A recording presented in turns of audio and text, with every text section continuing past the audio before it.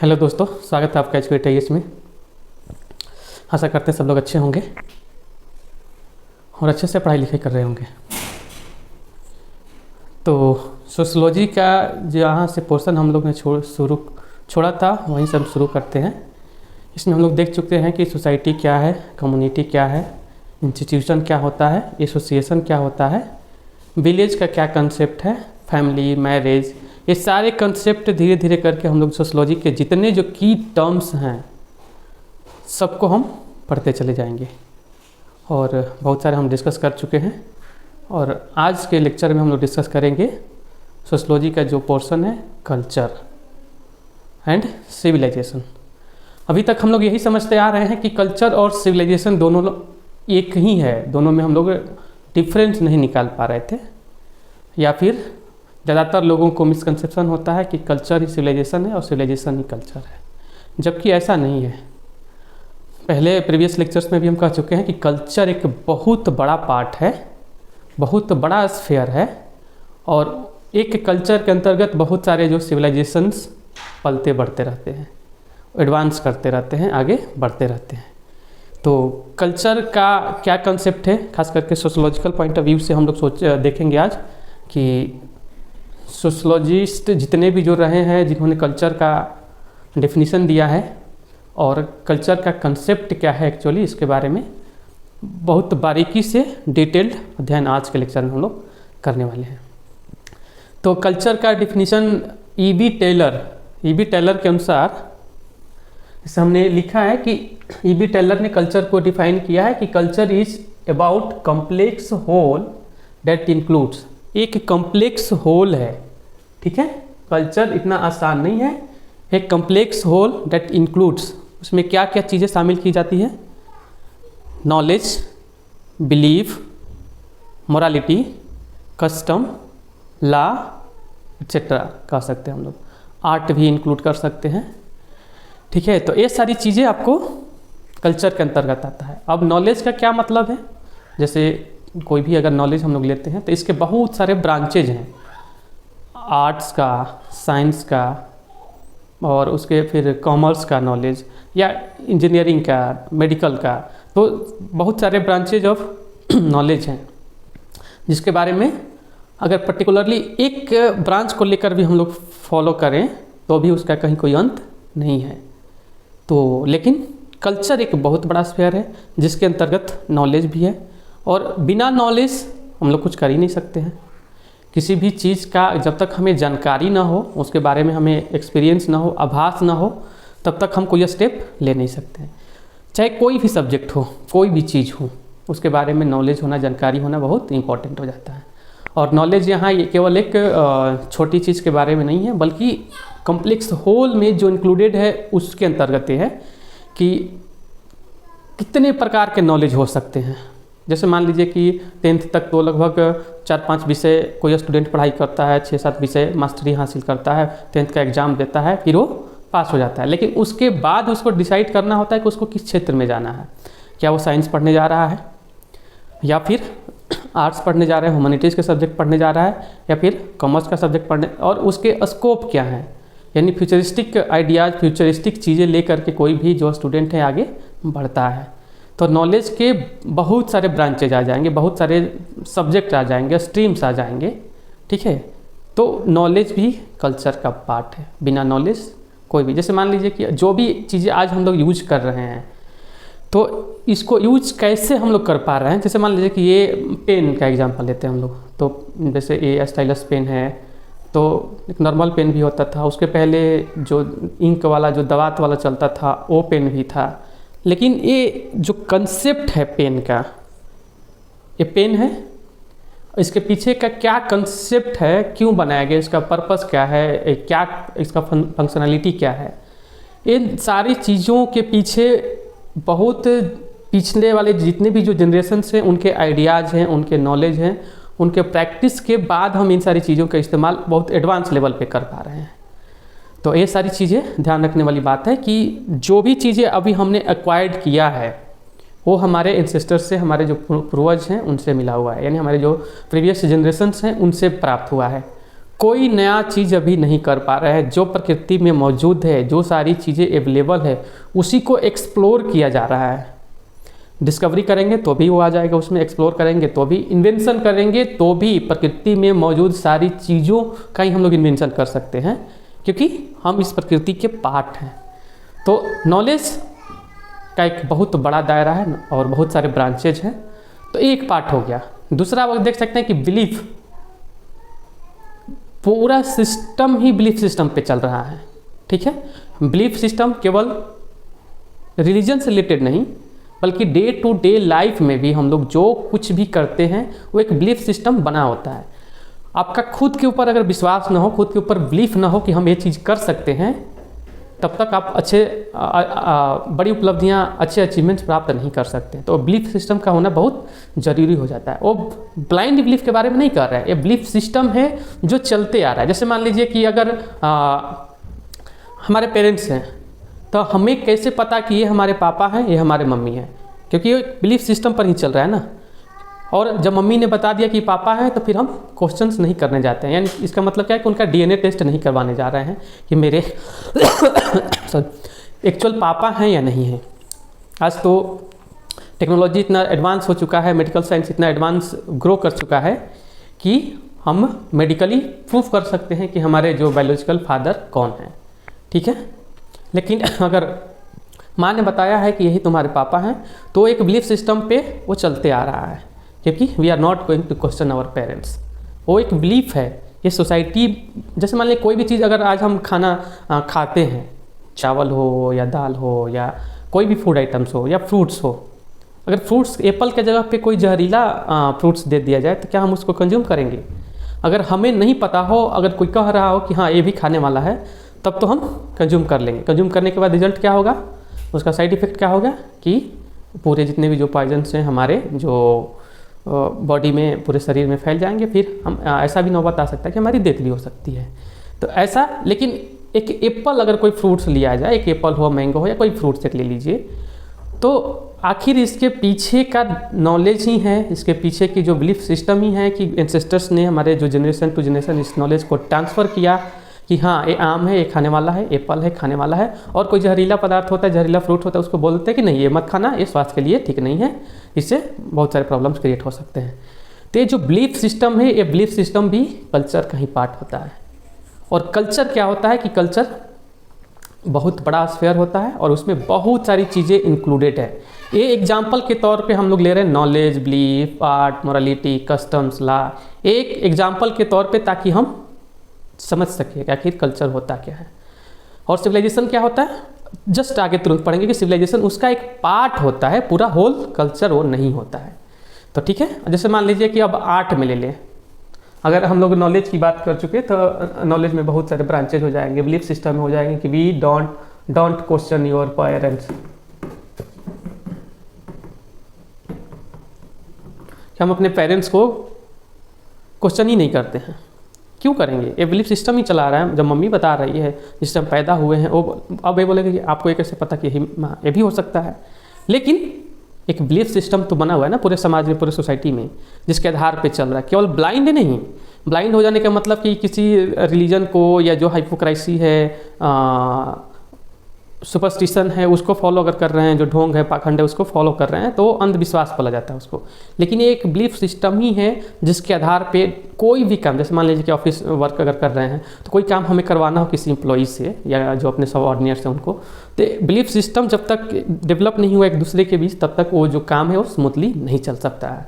तो belief system का होना भी बहुत जरूरी है। अब नेक्स्ट अगर हम लोग देखेंगे कि आर्ट में जैसे मान लीजिए कि अभी जो इसका बनाने का, जो पेन बनाने का जो कला है, जो आर्ट है कि इसका टिप कैसा होगा, इसका बैक कैसा होगा, इसके अंदर जो स्टाइलिश है, या जो नॉर्मल पेन हम लोग यूज करते हैं ये है, या कोई बर्तन बनाने का यानी पॉटरी बनाने का भी जो कला है, कि जैसे इंडस वैली सिविलाइजेशन में जो पॉटरी बनाया जाता था उस पर भी नक्काशी की जाती है, उस पर भी डिजाइन डाले जाते थे।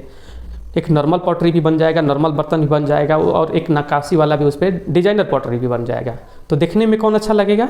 जो थोड़ा सा डिजाइन वाला रहेगा वो अट्रैक्टिव होगा।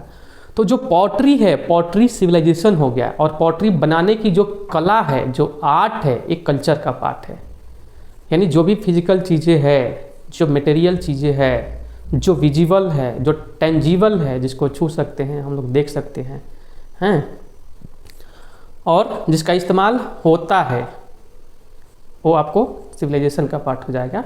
और ओवरऑल जिसको हम लोग महसूस कर सकते हैं, जैसे ब्यूटी है, मान लीजिए कोई भी चीज़ हो, इन ब्यूटी खूबसूरत हो, कोई फ्लावर्स हो, तो फ्लावर्स के अंदर जो स्मेल है, स्मेल तो आता है, लेकिन उसके स्मेल का प्रकार कैसा है, अच्छा है बुरा है, ये अच्छाई और बुराई का जो सेंस है, जो फीलिंग्स है, एक कल्चर है, एक कल्चर से डेवलप हुआ पार्ट है कि ये आपको, और उस चीज़ को हम डिटरमाइन कर पा रहे हैं कि रोज़ है तो रोज़ कैसा स्मेल करेगा, या फिर अगर मैरीगोल्ड है तो मैरीगोल्ड कैसा स्मेल करेगा, तो ये हमारा कल्चर का पार्ट हो जाएगा, ठीक है। लेकिन अगर फिजिकली अगर रोज़ को तोड़ के हम लोग हाथों में लें तो वो एक फिजिकल चीज़ हो जाएगा रोज़, लेकिन उसकी जो खुशबू है, जो फ्रेगनेंस है, जो ब्यूटी है, ब्यूटी डेट लाइज इन रोज और मैरीगोल्ड और एनी फ्लावर और anything that is not visible, that can be sensed only. वो विजिबल नहीं होता, उसको अपने जो सेंसरी ऑर्गन्स है उसे हम लोग समझते हैं, और वही जो समझ है, वही जो सेंसिबिलिटी है, वो कल्चर का पार्ट है। तो ध्यान देने वाली बात है। उसी प्रकार अगर देखते हैं कि जो मोरालिटी है, morality as a member of society, अगर आप किसी समाज के पार्ट हैं तो मोरालिटी का भी होना बहुत ज़रूरी है। अगर मोरालिटी नहीं रहेगा तो बहुत सारे जो क्योस उत्पन्न हो जाएंगे पूरे सोसाइटी में, बहुत सारे जो उठापटक उत्पन्न हो जाएंगे, बहुत इमोरल चीज़ें होना शुरू हो जाएगा।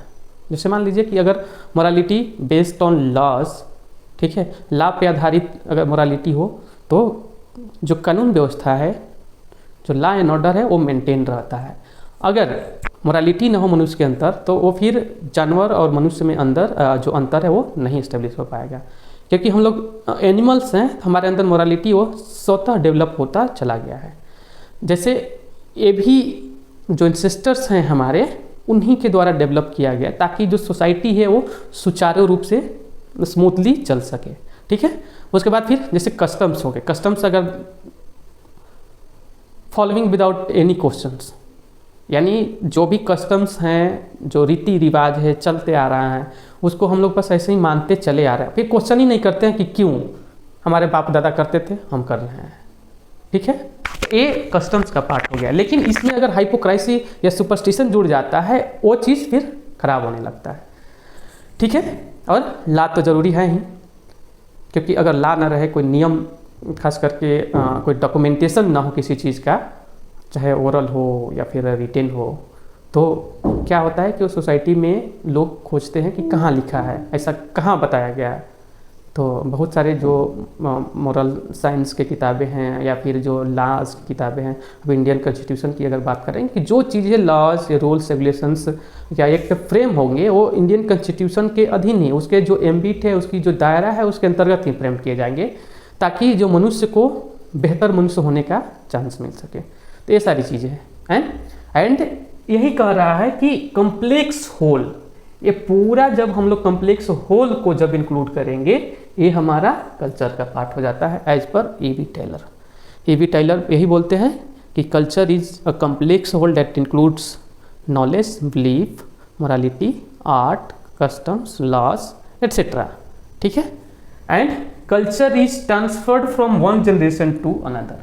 और कल्चर को क्या होता है, कल्चर एक जनरेशन से दूसरे जनरेशन तक ट्रांसफ़र होते रहता है। जैसे जो चीज़ें हम अभी कर रहे हैं, ये हमारे दादा परदादा के द्वारा सिखाई गई चीज़ें हैं, चाहे वो शिक्षा के क्षेत्र में हो या किसी भी क्षेत्र में हम लोग कह सकते हैं। हो सकता है कि उसका जो थोड़ा सा एडवांस वर्जन होगा वो सिविलाइजेशन होगा। समझ में आ रहा है बात, कि जो चीज़ें हम सीखे हैं ये हमारे पूर्वज, क्योंकि हम पार्ट ही हैं अपने पेरेंट्स के, और जितने भी जो जेनेटिक इन्फॉर्मेशन इनबिल्ट है हमारे अंदर, ये उनका दिया हुआ है, और उसको थोड़ा सा पॉलिश्ड करना, रिफाइंड करना, करने के बाद जो रिप्रेजेंट करते हैं हम लोग, वो होता है सिविलाइजेशन। कल्चर, ये कल्चर चलते आ रहा है, एक जनरेशन से दूसरे जनरेशन ये ट्रांसफर होते आ रहा है। सिविलाइजेशन में क्या होता है कि सिविलाइजेशन एडवांस हो जाएगा, हमेशा वो बढ़ते जाएगा। इसीलिए एक जो पेरेंट्स होता है, उसका जो चाइल्ड होता है, उसको लगता है कि मेरा बच्चा थोड़ा सा हमसे एडवांस है, क्योंकि वो जिस परिवेश में पलेगा बढ़ेगा, वो थोड़ा सा डिफरेंट मिलेगा उसके पेरेंट्स के, क्योंकि समय के साथ जितने भी जो इन्वायरमेंट हैं, वातावरण है, जो माहौल है, वो बदलते जाते हैं। तो हमारा हो गया as per E B Taylor, ठीक है। ठीक है। लॉज क्यों जरूरी है, रूल्स क्यों, ठीक है। कस्टम्स, जैसे मान लीजिए कि शादी, जैसे कस्टम्स, कोई बोलेगा कि शादी ही क्यों करना है, क्योंकि आसपास के लोग करते आ रहे हैं, हमारे मम्मी पापा किए, उनके मम्मी पापा किए, ठीक है, तो एक करते आ रहे हैं इसलिए हम भी करेंगे। लेकिन आजकल तो बहुत सारा कंसेप्ट चेंज हो रहा है, ठीक है, सिंगल पेरेंटिंग का भी आ रहा है, लेकिन वो जो मेन कल्चर है, जो कल्चर का एक पार्ट हो गया है मैरिज, वो कैसे चेंज होगा, क्योंकि वो आधार है किसी भी समाज का, किसी भी सोसाइटी का, वो खास करके इंडियन सोसाइटी का वो एक पार्ट बन चुका है, यानी होल कॉम्प्लेक्स थिंग में वो भी इंक्लूडेड हो चुका है। अब लॉज क्या है, लॉ ऑफ द लैंड बोला जाता है, जैसे भारतीय संविधान, इंडियन कॉन्स्टिट्यूशन, अमेरिकन कॉन्स्टिट्यूशन, या रशियन कह सकते हैं, या ब्रिटिश कॉन्स्टिट्यूशन कह सकते हैं। तो लॉ ऑफ द लैंड होता है, जैसे जो चीज़ें यहाँ चल रही है इंडिया में, जो लॉज एंड रूल्स रेगुलेशंस यहाँ अडॉप्ट किए गए हैं, हो सकता है कि दुबई में वो डिफरेंट हो, अमेरिका में वो डिफरेंट हो, जापान में वो डिफरेंट हो, इसीलिए लॉ ऑफ द लैंड, यानी इस भूमि के हिसाब से, इस देश के हिसाब से वहाँ की जो कानून व्यवस्था, रूल रेगुलेशन, संविधान का निर्माण किया जाता है कि वहाँ की सोसाइटी कैसी है, वहाँ के लोगों का मेंटालिटी कैसा है, लोग क्या सोचते हैं, क्या निगेटिव चीज़ें है, क्या पॉजिटिव चीज़ें है, इन सारी चीज़ों को ध्यान में रखते हुए रूल्स का और जो लॉज है उसको फ्रेम किया जाता है, ठीक है। ये तो हो गया हमारे ईवी टेलर के अनुसार, ठीक है। नेक्स्ट अगर देखा जाए तो मालिनोव्स्की ने भी एक, मालिनोव्स्की जो कि एक एंथ्रोपोलॉजिस्ट थे, ठीक है, एंथ्रोपोलॉजी के बहुत बड़े जानकार विद्वान व्यक्ति, उन्होंने कहा कि culture is a handy work, handy work means at creation of man. एक second,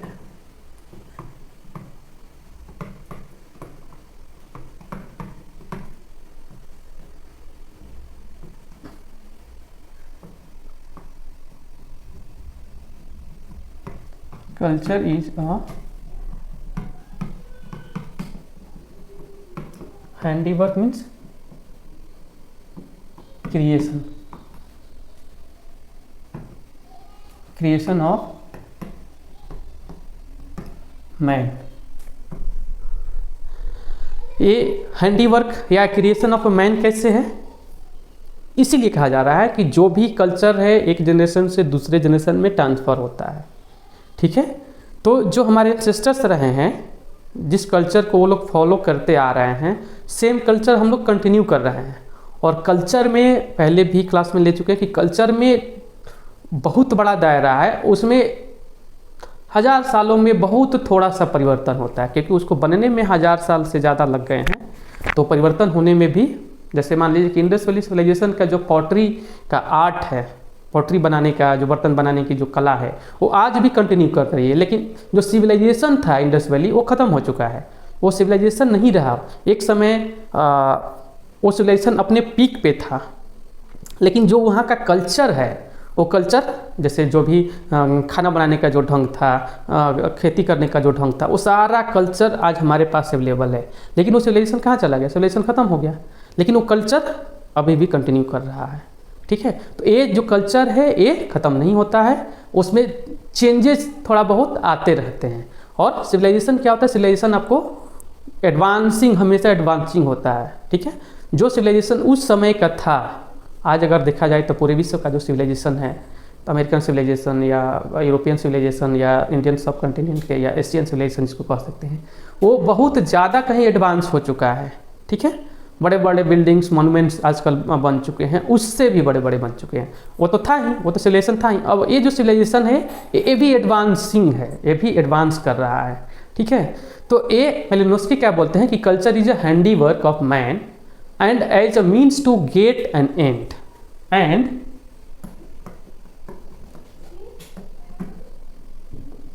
as a means to get an end, ठीक है। इसका मतलब क्या हुआ कि जो कल्चर है ये मैन क्रिएटेड है। जैसे जो भी भाषा हम बोल रहे हैं या जिस भाषा का, जिस स्क्रिप्ट का हम इस्तेमाल कर रहे हैं, ये मैन क्रिएटेड है। मैन ने भाषा बनाया है, धीरे धीरे उस भाषा का डेवलपमेंट होता गया। पहले क्या था, अभी इंडस वैली सिविलाइजेशन के जितने भी जो पिक्टोग्राफिक लैंग्वेज है उसको डिसिफर ही नहीं किया गया है, उसको पढ़ा ही नहीं गया है। हम लोग अनुमान लगा रहे हैं कि इसका मतलब ये है, इसका मतलब ये हो सकता है। मनुष्य अपने जो सेंसरी ऑर्गन्स हैं, जो आर्टिफिशियल या जो इंटेलिजेंस हैं या आर्टिफिशियल इंटेलिजेंस के आधार पे आजकल नए नए तरीके ईजाद कर रहे हैं ताकि उसको हम लोग डिसिफर, लेकिन अभी तक इसमें सफलता नहीं मिली है। तो ये क्या है कि कल्चर जब man created out of our needs, ठीक है। पहला क्या है, मैन क्रिएटेड है, दूसरा है created out of our need, that is need base.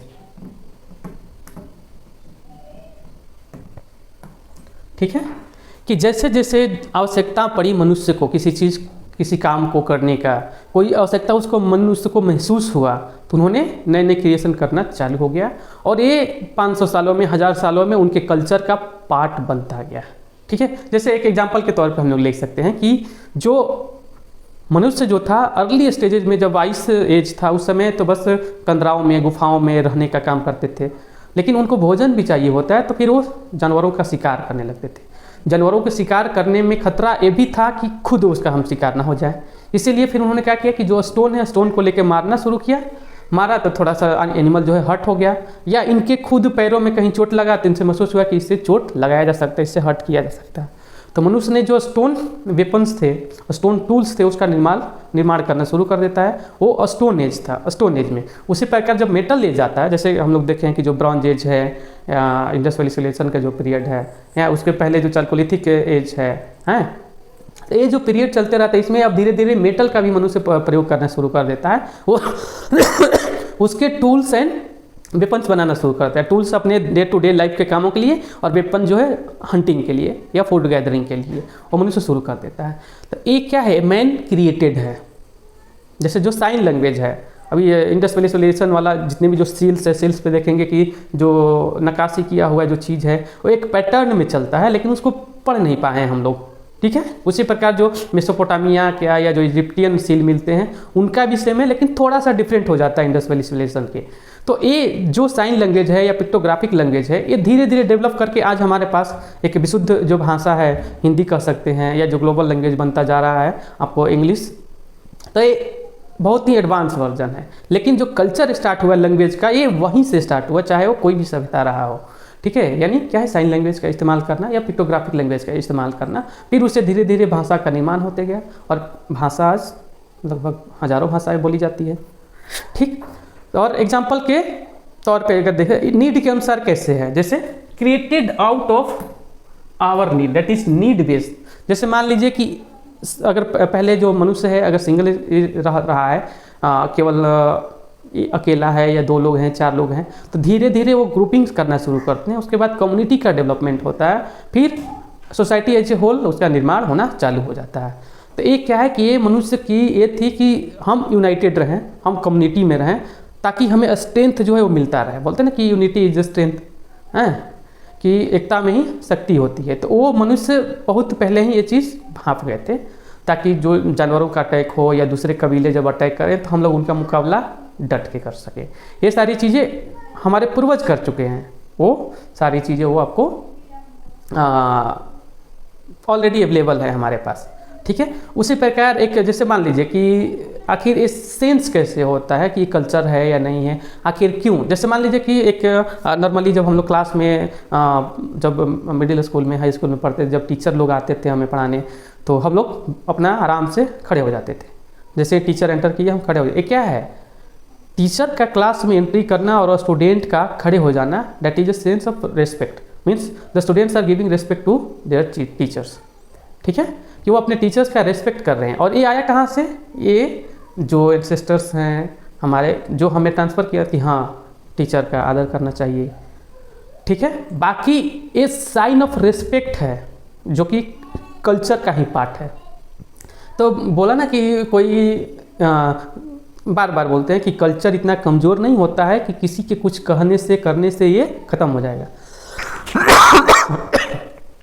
ये हमारे पूर्वजों का देन है, जल्दी ख़त्म नहीं होगा, इसलिए डोंट वरी अबाउट कि कल्चर खतरे में, हमारी संस्कृति खतरे में आ जाएगी। ऐसा कोई चीज़ नहीं है कि संस्कृति हमारी खतरे में आ जाएगी। ये हज़ारों सालों में थोड़ा बहुत चेंजिंग होता है इसमें, इसलिए हाँ, जो सिविलाइजेशन है, जो ट्रेडिशन है, जो कस्टम्स हैं, ये बदलते रहते हैं, ये क्षणिक होते हैं, ये परमानेंट नहीं होते हैं, ये बदल जाएंगे।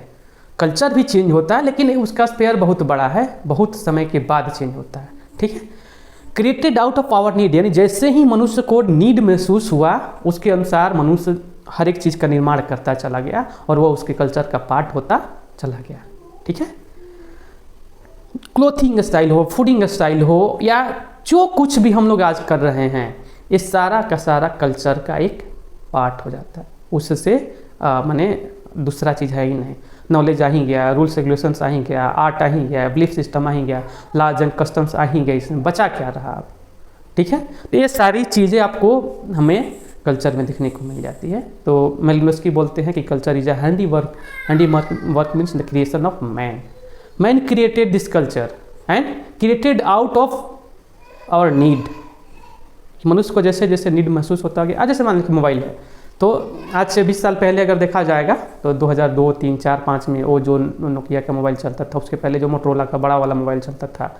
लेकिन आज जैसे एप्पल का फ़ोन है, आईफोन है या सैमसंग का है, और तरह तरह की चीज़ें चली जा रही है। घड़ी क्या है, स्मार्ट वॉच चला आया है, ब्लूटूथ अब बस कान में लगाइए, रिमोट अब अलेक्सा को बोलिए कि Alexa on the TV, Alexa TV on कर देगी।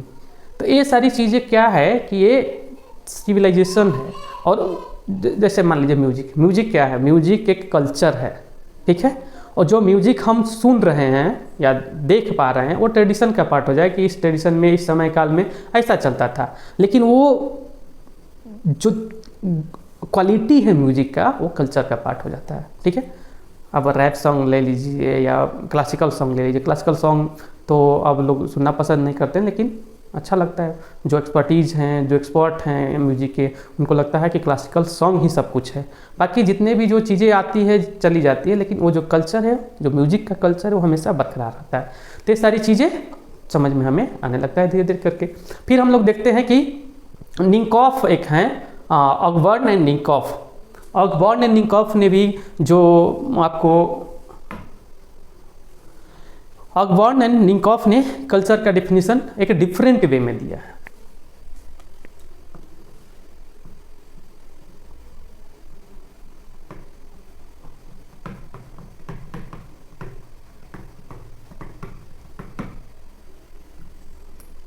इनके अनुसार क्या है, कल्चर को दो भागों में इन्होंने बांटा है, मटेरियल एंड नॉन मटेरियल।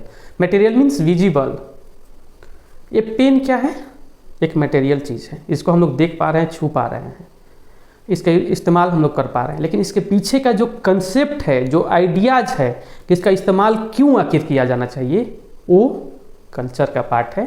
जो मटेरियल चीज़ें हैं वो सिविलाइजेशन का पार्ट हो जाएगा। जैसे अभी देखते हैं कि इन्होंने बताया कि जो कल्चर है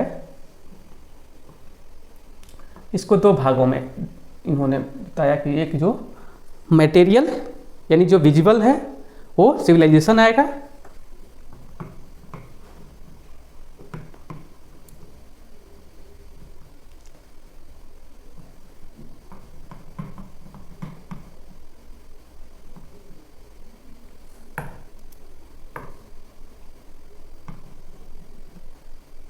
ये सिविलाइजेशन हो जाएगा।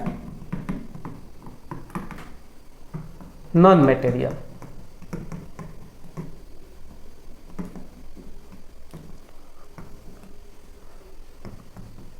इनविजिबल और इंटेंजिबल,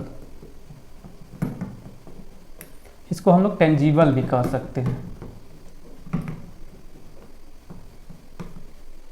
टेंजिबल, इंटेंजिबल, ठीक है। ये हमारा कल्चर हो जाएगा।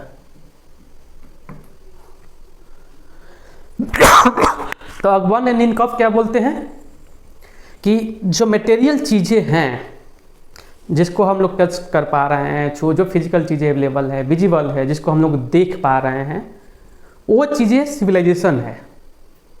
कोई भी चीज़ दुनिया का उठा लीजिए, टीवी हो, पैनल हो, फैन हो, जो भी चीज़ें हैं ये क्या है, ये सिविलाइजेशन का पार्ट है।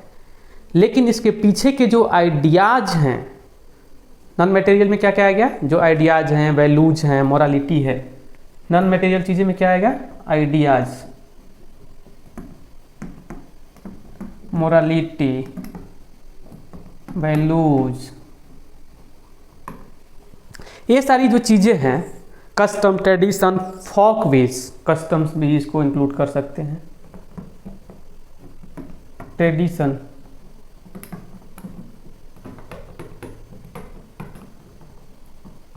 फॉकवेज मीन्स जो गंवई रहन सहन होता है गांव देहातों का, वो तो ये चीज़ें हमेशा बरकरार रहेगा। यानी जो भी चीज़ें, मतलब जो आउटपुट हमें मिल रहा है, जो इनपुट डालने के बाद जो आउटपुट मिल रहा है, आउटपुट क्या है, सिविलाइजेशन है।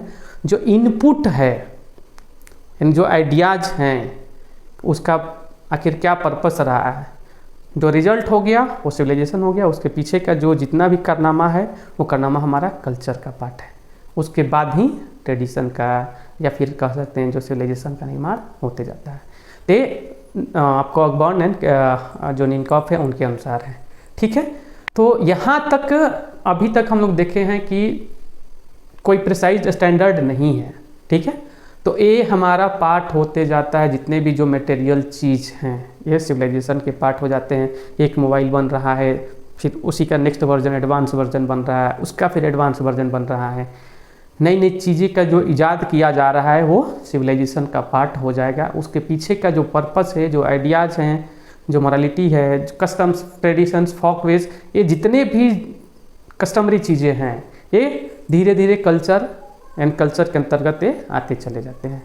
ये धीरे धीरे कल्चर के पार्ट होते चले जाते हैं। ठीक है, लेकिन इसमें बहुत टाइम लगता है।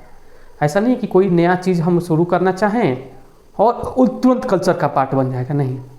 लोगों का एक्सेप्टेंस मिलना, सोसाइटी का, कम्युनिटी का एक्सेप्टेंस मिलना ज़रूरी होता है। जैसे 20 साल पहले मोबाइल का प्रचलन नहीं था, सोसाइटी खास करके मोबाइल वाली जो टेक्नोलॉजी थी इतनी एडवांस नहीं थी, लेकिन लोगों ने अपनी आवश्यकता के अनुसार they have accepted out of their. हाँ ठीक है, बाहर कोई लोग गया है तो उनसे बात भी करना है। ठीक है, बात करने में आसानी हो रहा है, सहूलियत हो रहा है। पहले 4-4 रुपये, 5-5 रुपये एक कॉल का लग जाता था। अब तो है कि अनलिमिटेड कॉल फैसिलिटीज अवेलेबल है, आपको 200-300 में महीनों बात कीजिए, कोई दिक्कत नहीं है। तो ये सारी चीज़ें आपके कल्चर का पार्ट, एक मोबाइल का बनना और फिर उसका एडवांस वर्जन आना, ये सिविलाइजेशन है। लेकिन जो मोबाइल का कंसेप्ट है, जो आइडिया है, वो आपका कल्चर का पार्ट है, वो कल्चर है। तो ये समझना हमें ज़रूरी है कि सिविलाइजेशन में और कल्चर में क्या अंतर है। ठीक है, आशा कर रहे हैं कि आप लोग इस चीज़ को भली भांति समझ रहे होंगे। लेकिन फिर हम लोग आते हैं कि अगले जितने भी जो सोशोलॉजिस्ट हैं या जो एंथ्रोपोलॉजिस्ट हैं, जिन्होंने कल्चर की परिभाषा डिफरेंट वे में दी है। जैसे हम लोग जैसे ही सोसाइटी का बात स्टार्ट किए थे, तो कम्युनिटी का बात जैसे ही स्टार्ट किए थे, तो उसमें हमें कंसेप्ट मिलता है मैकाइवर एंड पेज का। जो मैकाइवर एंड पेज ने क्या किया कि उसको अलग तरीके से डिफाइन किया और वो एक्सेप्टेबल हो गया पूरे समाज के लिए। पूरे जो सोशोलॉजी जितने भी जो फैकल्टीज हैं उन लोगों ने उस चीज़ को एक्सेप्ट किया बजाते। और फिर मैकाइवर एंड पेज का कल्चर और सिविलाइजेशन के बारे में क्या कंसेप्ट है, इसको थोड़ा सा देख लेते हैं हम लोग। देखते हैं मैकाइवर एंड पेज। ये बार बार नाम आएगी, इसलिए इसको ध्यान रखना जरूरी है। MacIver and Page, civilisation has a precise standard of measurement but culture does not. ये मैकाइवर एंड पेज का पहला स्टेटमेंट है कि civilisation has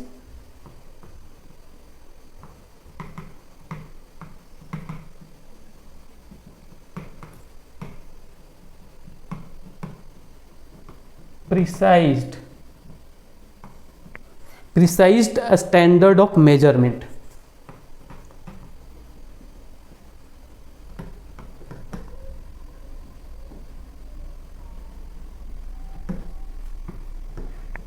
but culture does not.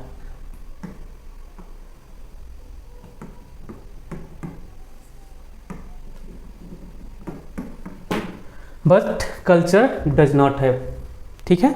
ये बोलते हैं कि प्रिसाइज स्टैंडर्ड होता है, किसी भी चीज़ को मापने का पैमाना होता है, वो प्रिसाइज्ड होता है, उसका एक पैमाना मापा हुआ है कि हाँ इतना है। जैसे मान लीजिए कि जो मेजरमेंट का पैमाना अगर लीटर का है तो 1 लीटर 2 लीटर, या किलोमीटर में 1 किलोमीटर 2 किलोमीटर। स्पीड का पैमाना है कि 10 kmph या फिर 40 kmph। जैसे मान लीजिए कि अगर ट्रैफिक रूल्स की अगर बात करें हम लोग, तो कहीं कहीं लिखा रहेगा कि यहाँ 30 kmph से ज़्यादा स्पीड ना करें, यानी वहाँ जो स्पीड रेस्ट्रिक्शन लग गया, उससे ज़्यादा का आप करते हैं तो वायलेशन हो जाएगा। तो सिविलाइजेशन का क्या होता है कि एक स्टैंडर्ड, प्रिसाइज स्टैंडर्ड मेजरमेंट होता है, उसी के अनुसार वो चलते रहता है, ठीक है। और लेकिन कल्चर में ऐसा कोई पैमाना फिट नहीं बैठता है। कल्चर वो कॉम्प्लेक्स होल है, जो भी काम करेगा सिविलाइजेशन के अंतर्गत, जो भी चीज़ें डेवलप होगी, जो चीज़ें किया जाएगा, वो कल्चर का एक पार्ट बन जाता है, वो कल्चर नहीं होता है, ठीक है। जैसे सिविलाइजेशन कल्चर का एक पार्ट है, लेकिन सिविलाइजेशन होल कल्चर नहीं है, ठीक है। तो सिर्फ, और दूसरा क्या है, civilisation always advancing not the culture. दूसरा क्या बोलते हैं, मैं कई बार Page, civilisation is always advancing but not the culture।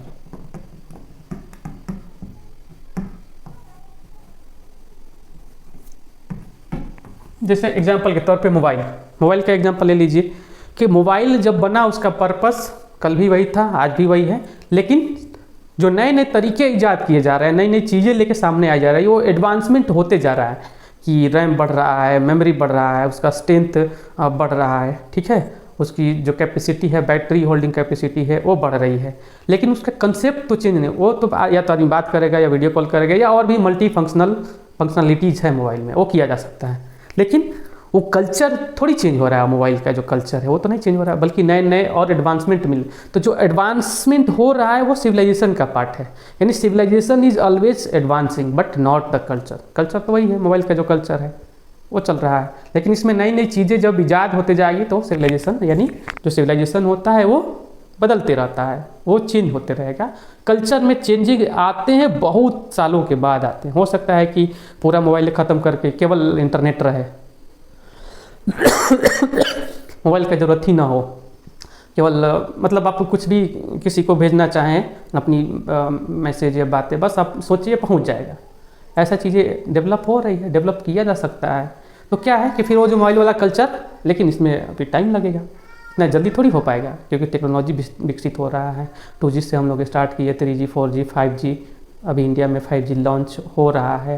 Last दिसंबर तक होते होते कम से कम 10-15 जो मेट्रोपॉलिटन सिटीज़ हैं वहाँ लॉन्च हो जाएगा। उसके बाद फिर 6G, जापान और ये जितने भी जो कंट्रीज है वो 6G का ट्रायल भी कर चुके हैं। तो जैसे जैसे टेक्नोलॉजी एडवांस होगा तो जो सिविलाइजेशन है वो बढ़ेगा, जो मोबाइल का सिविलाइजेशन है या और कोई भी कपड़ा का कह सकते हैं, फूडिंग स्टाइल का, लॉजिंग स्टाइल का। लेकिन कल्चर कहाँ से चेंज हो जाएगा?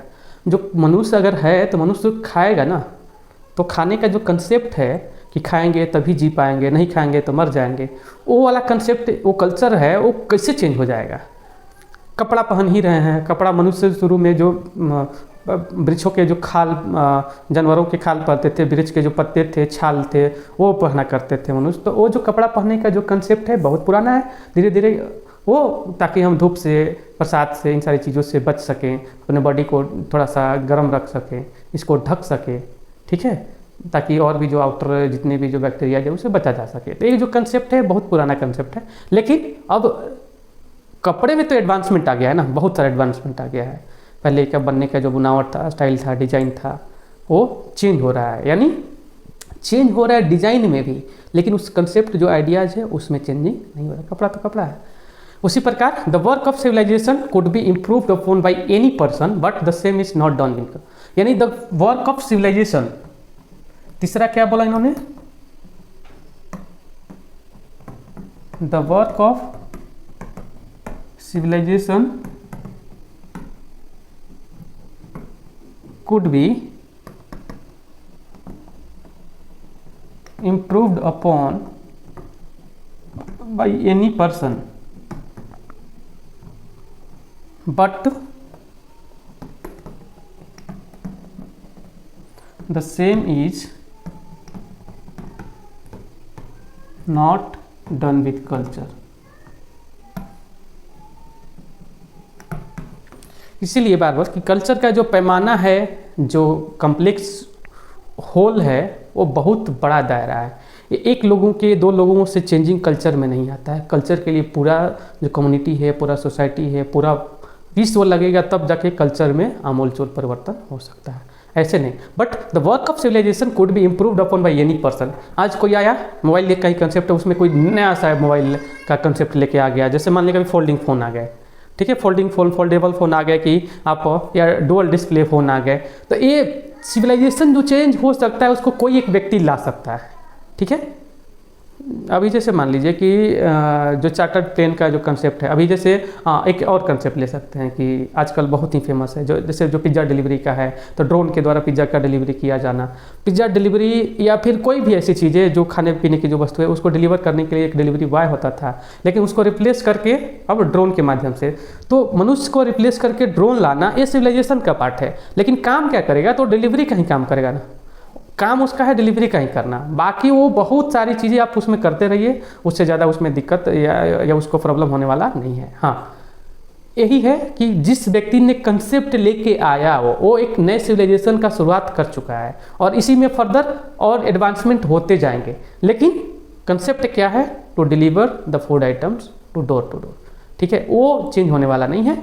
तो वो कल्चर है, लेकिन अब नए नए तरीके ईजाद करके आप इस चीज़ को ला के लोगों के सामने रिप्रेजेंट करेंगे, तो वो कोई एक व्यक्ति या दो व्यक्ति या ग्रुप कर सकता है, लेकिन कल्चर के साथ ऐसा लागू नहीं होता है, ठीक है।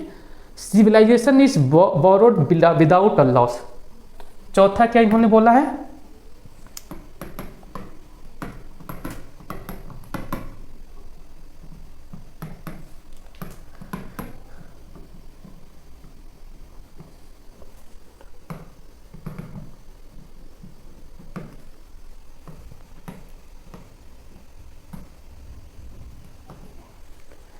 but civilization is borrowed, but the same is not done with the culture. Civilization is borrowed without a loss, but culture is not borrowed. For borrowing a culture one has to pay a heavy loss. क्या है, but culture is not borrowed.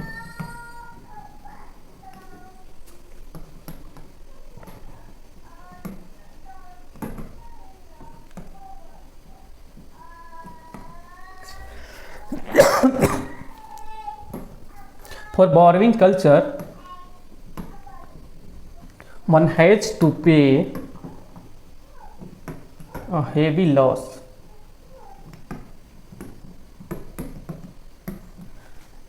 जैसे एग्जांपल के तौर पे हम लोग समझ सकते हैं कि बार बार एक कंटेस्ट आता है कि जो ब्रिटिश कल्चर हमने अडॉप्ट कर लिया, नहीं, वो ब्रिटिश कल्चर कहना बहुत ही मतलब क्या बोलेंगे कि इमेच्योरिटी शो करना है कि ब्रिटिश कल्चर हमने अडॉप्ट नहीं किया, ब्रिटिश जो सिविलाइजेशन है उस सिविलाइजेशन को हमने अडॉप्ट किया है, यानी ब्रिटिश लोगों का हम बस नकल कर रहे हैं, ठीक है। जब यही दोनों में अंतर क्या है समझ लीजिए कि civilisation is borrowed without a loss. जब हम अंग्रेज़ों का नकल करते हैं उनका सिविलाइजेशन, तो अंग्रेज़ों के इससे कोई लॉस नहीं हो रहा है कि उनको कोई लॉस हो गया है। लेकिन जब कल्चर लेके आया जाए अगर वो सारी चीज़ें, क्योंकि उनको जब लॉस ही नहीं हुआ है, तो फिर इसका मतलब कि सिविलाइजेशन क्यों लिए। But one has to pay for borrowing a culture, one has to pay a heavy loss, heavy price, then only culture can be borrowed. पहले तो culture can not be borrowed simply, क्योंकि civilisation जब आता है तो without loss आता है। एक मोबाइल का दूसरे एडवांस वर्जन आएगा तो उसका लॉस कुछ नहीं जाता उस मोबाइल का, यानी जितने भी जो फंक्शनलिटीज़ है वो चेंजेस नहीं होते हैं, बल्कि उसमें कुछ एडेड होते चले जाते हैं, एडवांस वर्जन आते चला जाता है। कल्चर में भी वैसा है कि कल्चर में लॉस बहुत कम होता है, उसमें वैल्यू एडिशन बहुत ज़्यादा होता है। तो इस चीज़ को समझने का जरूरी है, समझना बहुत ही ज़रूरी है कि civilisation is borrowed without loss, ठीक है। लेकिन अगर कल्चर हम लोग खरीदने जाएं, लेने जाएं, तो कल्चर नहीं खरीदा जा सकता है। एग्जाम्पल के तौर पे ब्रिटिश लोग जब भारत में आए तो यहाँ कॉलोनी बसाए, यहाँ सब कुछ किए, यहाँ उन्होंने एक रहने का ढंग दे के गए। लेकिन क्या भारतीय लोगों का रहने का ढंग चेंज हो गया? नहीं, उनका भी थोड़ा हम लोग अपनाए और अपना तो कंटिन्यू कर ही रहा है। उनकी जो भाषा थोड़ी बहुत हम लोग सीख पाए हैं, और अपनी जो मूल भाषा है, चाहे वो हिंदी हो, पाली हो, भोजपुरी हो, या हर एक जो लोकल जितने भी जो लैंग्वेजेज होते हैं वो हो, तो वो सारी चीज़ें अभी भी कंटिन्यू कर रहा है। लेकिन इंग्लिश भी उसमें आ गया है। तो इसका मतलब क्या है कि हम उनके जो सिविलाइजेशन से कुछ सीखे हैं, वो कल्चर को हमने पूरा बोरोड नहीं किया है। ठीक है, उनका कल्चर जैसे क्या है कि भारत का एक भारतीय सोसाइटी का एक डार्क साइड कह सकते हैं, नेगेटिव साइड कह सकते हैं कि यहाँ जो कास्ट सिस्टम चलता है, अनटचेबिलिटी बहुत व्यापक स्तर पे आज भी मतलब फॉलोड की जाती है। ठीक है, लेकिन क्या ब्रिटिश लोग ये फॉलो करते थे? क्या वो जेंडर इक्वलिटी की बात नहीं करते थे? क्या वो जो जितने भी जो चीज़ें दे के हमें गए हैं उनसे हमें कुछ सीखने को नहीं मिलता है? बहुत सारी चीज़ें हम लोग सीखते हैं। ठीक है, तो जो कास्ट सिस्टम है, जो कास्टिज्म है भारत में जो प्रिवेल कर रहा है, ये तो यहाँ का एकदम रग रग में समाया हुआ चीज़ है। आज भी अनटचेबिलिटी जो छुआछूत है आज भी प्रैक्टिस की जा रही है। क्या अंग्रेज लोग इस चीज़ को लेके आए थे? नहीं, तो वो उनका है ही नहीं। इसीलिए बोला जाता है कि civilisation is borrowed without loss. जो चीज़ें हमने उनसे सीखा, इससे उनका कोई नुकसान नहीं हुआ या हमें फ़ायदा ही होते जा रहा है। लेकिन कल्चर के साथ ऐसा नहीं होता है। कल्चर जब भी हम लोग लेंगे तो उसके लिए हेवी प्राइस पे करना होता है। इसीलिए कोई अगर कहता है कि हमारे कल्चर का नुकसान हो रहा है, हमारी सभ्यता संस्कृति खत्म होती जा रही है, तो मूर्ख आदमी है अगर ऐसा बोल रहा हो तो वैसे लोगों के बातों में हम लोग ना आए। ठीक है, तो ये सारी चीज़ें आज के कंसेप्ट हम लोग समझे कि जो मैकाइवर एंड पेज बोलते हैं कि civilisation has a precise standard of measurement. हर चीज़ का एक मेजरमेंट का पैमाना है कि कपड़ा हमें किस साइज़ का चाहिए, टीवी का साइज़ क्या होना चाहिए, फ़ैन का साइज़ क्या होना चाहिए, पेन का साइज़ क्या है। जो भी चीज़ें प्रिसाइज स्टैंडर्ड अगर है किसी चीज़ का तो वो सिविलाइजेशन का पार्ट है, वो सिविलाइजेशन के अंतर्गत आ गया। But same is not applied to culture का कोई मेजरमेंट नहीं होता है। जैसे अगर ब्यूटी है, ब्यूटी को हम कहाँ देख पा रहे हैं कि ब्यूटी क्या है? उसको महसूस किया जा सकता है, उसको सेंस किया जा सकता है। ठीक है, उसी प्रकार जैसे ऑनेस्टी है, इंटीग्रिटी है, मोरालिटी है, ये सब क्या है? एक कल्चर है, एक कल्चर की पार्ट है। इसको हम लोग मेजर नहीं कर सकते हैं। मेजरमेंट करने का अभी तक कोई पैमाना ही नहीं बना है ऑनेस्टी का। जो 1 लाख या 1000 करोड़ रुपए गबन करे तो वो भी बेईमानी है, जो 1 रुपये करे वो भी बेईमानी है। इसका कोई पैमाना ही नहीं बना है। बेईमान तो बेईमान, ईमानदार तो ईमानदार। ठीक है, लेकिन एब्सोल्यूटिज्म में किसी चीज़ को नहीं देखा जाना चाहिए। तो आज के लिए बस इतना ही रहने देते हैं। होप कि आप धीरे धीरे जो सोशोलॉजिकल टर्म्स हैं, जो कीवर्ड्स हैं, उसको समझ पा रहे होंगे। तो कमेंट ज़रूर कीजिए कि कहाँ कहाँ हमें सुधार करने की ज़रूरत है, और ज़्यादा से ज़्यादा लोगों तक शेयर कीजिए ताकि इसका लाभ और भी जितने भी जो स्टूडेंट्स हैं, सोशोलॉजी का स्टूडेंट हैं, उनको मिल सके। तो आज के लिए इतना ही। धन्यवाद। Thank you.